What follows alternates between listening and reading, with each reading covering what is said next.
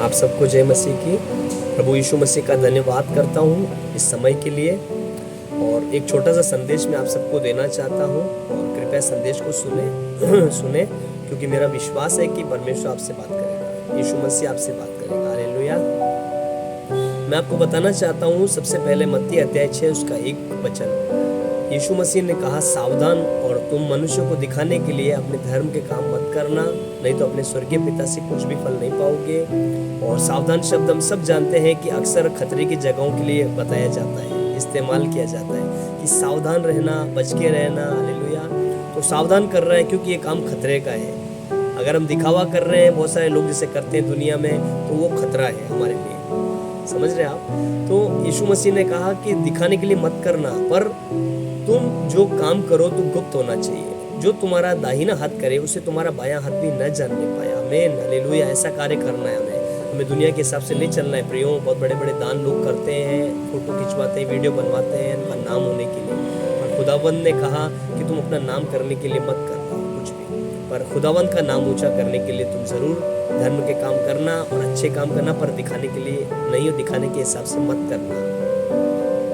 तो ध्यान रखिए, हम कोई भी काम कर रहे हैं तो केवल प्रभु यीशु मसीह को ध्यान में रख के करें, और हमारा हर काम बाइबल के अनुसार ही होना चाहिए, इससे बाहर नहीं होना चाहिए। क्योंकि दुनिया में बहुत सारे लोग ऐसे ऐसे काम करते हैं प्रियो जो सही नहीं है, क्योंकि वो खुदावंद की बातों को नहीं समझते और परमेश्वर की जो आज्ञाएं वो नहीं जानते। तो बाइबल उनको नहीं पता है, इसीलिए वो सब करते हैं। पर आपको जो अगर बाइबल के बारे में पता है, पढ़ा है आपने, तो खुदावंद की आज्ञाओं के विरोध में कभी भी ना जाएं और जाने की कोशिश भी मत करें, क्योंकि ये परमेश्वर को पसंद नहीं आएगा। तो प्रभु के लोगों में आपको बताना चाहता हूँ, देखिए, जो दुष्ट है वो कभी भी नहीं चाहता है कि आप सच्चाई को जाने और आप आज़ाद हो जाए। बहुत सारे लोग वचन पढ़ते हैं, प्रार्थना करते हैं ना, और अच्छा जीवन जीते हैं, ठीक है, लेकिन इसके बावजूद भी प्रकाशन उनसे बहुत दूर रहता है। आप समझने की कोशिश कीजिएगा। मैं कोशिश पूरी करूंगा कि छोटे से संदेश में आपको जल्दी से समझा दूं। प्रकाशन से वो बहुत दूर रहते हैं, और हजारों और लाखों मसीही लोग ऐसे हैं जो अच्छा जीवन जीते हैं, बाइबल पढ़ते हैं, प्रार्थनाएं करते हैं, आप समझ रहे हैं, सब कुछ अच्छा करते हैं, लेकिन उनको प्रकाशन नहीं मिल पाता है। क्यों नहीं मिल पाता है? मैं बताता हूँ। जैसे खुदावंद ने मुझे समझाया, मैं आपको समझाना चाहता हूँ, और मेरा विश्वास है कि आप उत्साहित होंगे। देखिए, बहुत बार हम क्या होता है, बहुत बार हम बाइबल को पढ़ते हैं, वचन पढ़ते हैं, और उसको जब हम पढ़ते हैं तो हम जब देखते हैं सारा वचन लिखा हुआ है, तो हम उसमें समझने की कोशिश नहीं करते हैं। कहीं ना कहीं हमारा प्रयास नहीं होता है वहाँ पर। सिर्फ हम उसको पढ़ते हैं, वाव ऐसा लिखा है, वाव ऐसा लिखा है, ऐसा ऐसा ऐसा, उत्साहित हो जाते हैं। और जब उसको बंद करके हम बाइबल को रख देते हैं, हम प्रार्थना करते हैं, और फिर हमें कोई ज़रूरत महसूस नहीं होती कि उस वचन पर मनन करें। क्योंकि देखिए, पवित्र आत्मा कभी भी आपको फोर्स नहीं करेगा कोई चीज़ के लिए। आप खुद से प्रयत्न करने की कोशिश करेंगे, तब पवित्र आत्मा आपको भरेगा। आप खुद से कोशिश करेंगे प्रकाशन जानने के लिए, मांगेंगे पवित्र आत्मा से, तब आपको दिया जाएगा। क्योंकि मसीह यीशु ने बहुत अच्छी बात कही, मांगो तो तुम्हें दिया जाएगा, ढूंढोगे तो तुम पाओगे, और खटखटाओ तो तुम्हारे लिए खोला जाएगा। आप समझ रहे ना? तो मांगोगे तो ही मिलेगा, नहीं मांगोगे तो नहीं मिलेगा। आप वचन पढ़ रहे हो, रोज प्रार्थना कर रहे हो, वचन पढ़ रहे हो, प्रार्थना कर रहे हो, चल रहा है, बस आपकी इच्छा नहीं है, आपको नहीं मिलेगा। लेकिन इच्छा रखिए मेरे प्रियो, क्योंकि खुदावंद चाहता है कि मेरा हर एक बेटा बेटी प्रकाशनों से भरे, ताकि शैतान के धोखे से छूट जाए। बहुत सारे विश्वासी इसीलिए कमज़ोर हो जाते हैं, इसीलिए कहीं ना कहीं वो समस्याओं में जाते हैं, इसीलिए वो संघर्ष करते हैं अपने जीवन में बहुत जगहों पर, क्योंकि उनको प्रकाशन नहीं मिलता है। वो प्रकाशन से बहुत दूर होते हैं। उनको पता ही नहीं होता है कि हमको अधिकार क्या मिला है।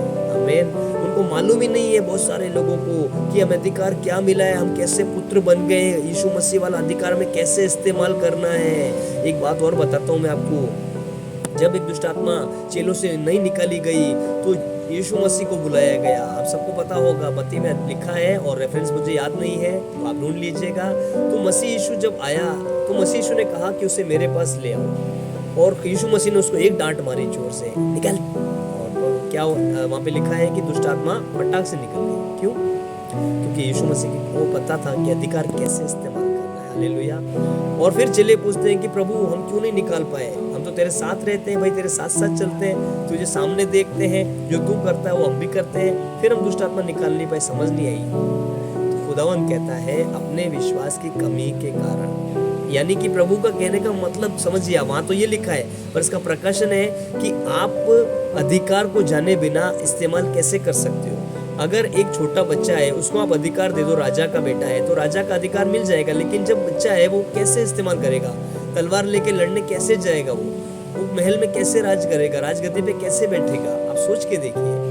क्योंकि उसको पता ही नहीं, छोटा है वो, तो उसको मालूम ही नहीं मैं राजा हूँ, तलवार से लड़ना है या फिर बैठना है सिंहासन पे और प्रजा के सामने कैसी बात करनी है, जब तक वो बड़ा ना हो जाए। तो खुदावन चाहता है हर एक विश्वासी यहाँ तक बढ़ जाए ताकि प्रकाशनों से वो भर जाए और सारा वो अधिकार एक विश्वासी को समझ आना चाहिए कि जो हमारे अंदर अधिकार दिया गया है सारे संसार से बड़ा है, सारे संसार के लोगों से और शक्तियों से ऊपर है, शैतान की सारी सभा से ऊपर है, शैतान की सारी युक्तियों से ऊपर है। जो अधिकार हमारे अंदर है वो स्वर्गीय अधिकार है, आमीन। और ऐसा अधिकार है जो दुष्ट को भी गिरा सकता है, उसको भगा सकता है हमारे जीवन से, आमीन।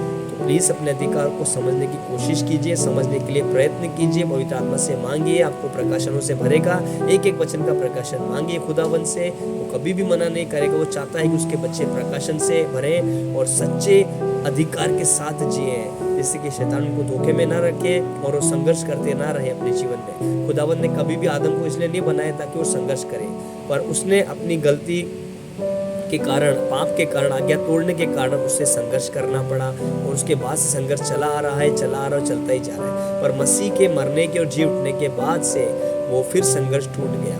अब वो अधिकार हमारे अंदर है, अगर हम विश्वास के साथ उससे इस्तेमाल करना जानते हैं और पवित्र आत्मा में हम बने हुए हैं तो खुदावंत का आत्मा में प्रकट करके देगा। क्योंकि मैं भी बहुत सालों तक संघर्ष में रहा, मैं खुद बताता हूँ आपको, बहुत समय तक मैंने संघर्ष सहा है प्रियो।